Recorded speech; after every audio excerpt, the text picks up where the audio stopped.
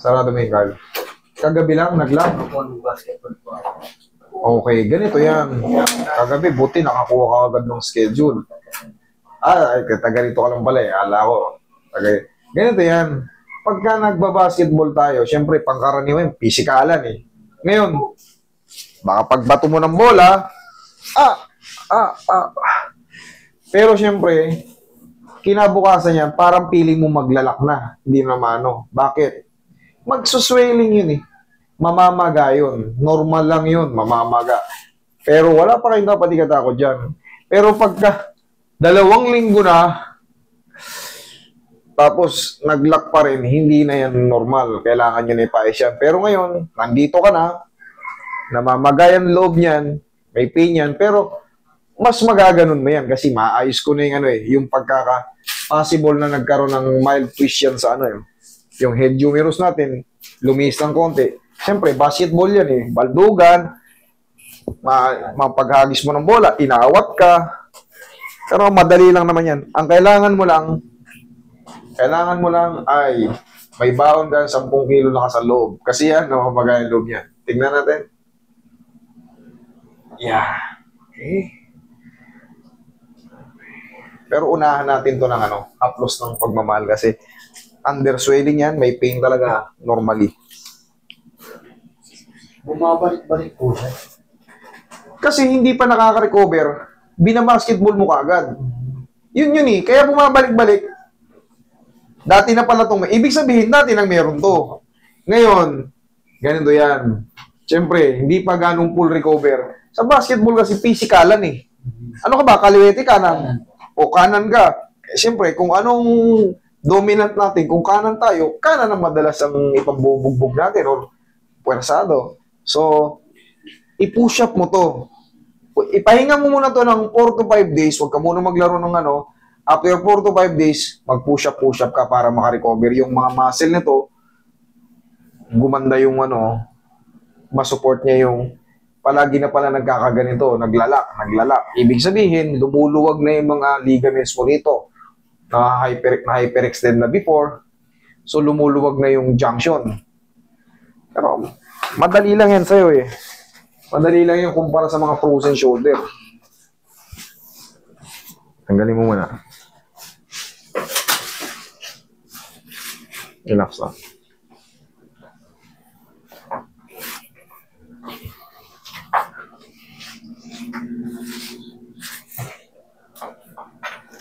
Okay, relax lang. Wala na ba na?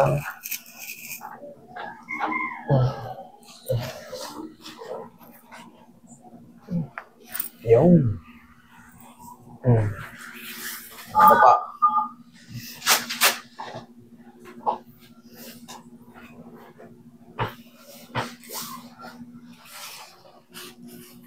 Relax lang, lambutan mo lang. Yan.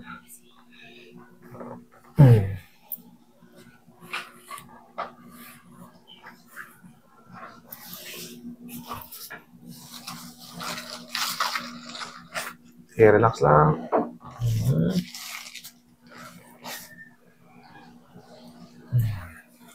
Siguro, i-massage mo muna si bossing yan.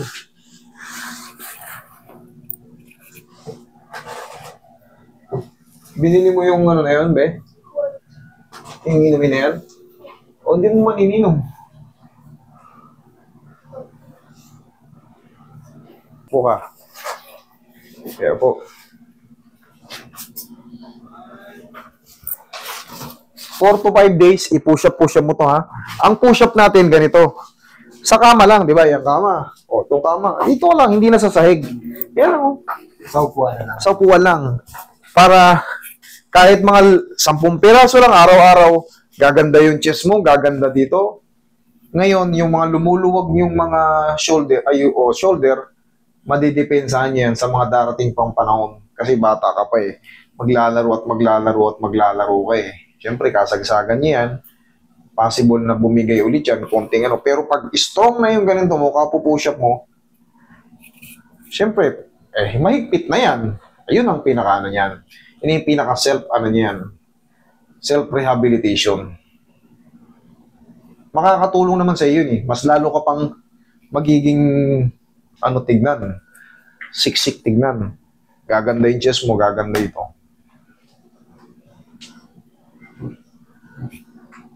Nasa na yung lock? Diretso na. Normally, may pain sa loob kasi yung swelling na sinasabi ko. Pero, diretso na. Angat mo. Ikaw, angat mo. Oh. Dito sa nila, parang dito sa pool talaga. Sa ganito. Parang kumikirot siya dito. Yun nga po yung swelling, pero natanggal na yung lock. Ngayon, under ano ka na, yung healing process. 4 to 5 days, taga rito ka lang naman pala, nagtaka nga. Taga rito ka lang naman pala, mag-report ka sa akin 4 to 5 days. Kung hindi pa nawala yung swelling. Kasi 4 to 5 days, mawawala na yung parang tight niya sa muscle. Tapos pahinga ako. Yun ang pinaka-the best. Pahinga muna kasi ang mahalaga dyan, tanggal na yung lock. Okay? Yung nararamdaman mong pain dito, kasi nga kahapon ka lang na ano talaga, pag natapilo ka ngayon, kinabukasan anong pakiramdam, hindi mo maitapak. That is normal kasi magre-retaliate po yung napilay sa atin. Pero siyempre, bilang ako yung ganito, pinapaliwanag ko sa inyo, para alam nyo rin na wala pa kayong dapat ikatakot. Ay, normal lang pala yun, napilay ako kahapon. Mamamaga talaga, masakit. Pero, siyempre, pag naagapan, hindi na magtatagal.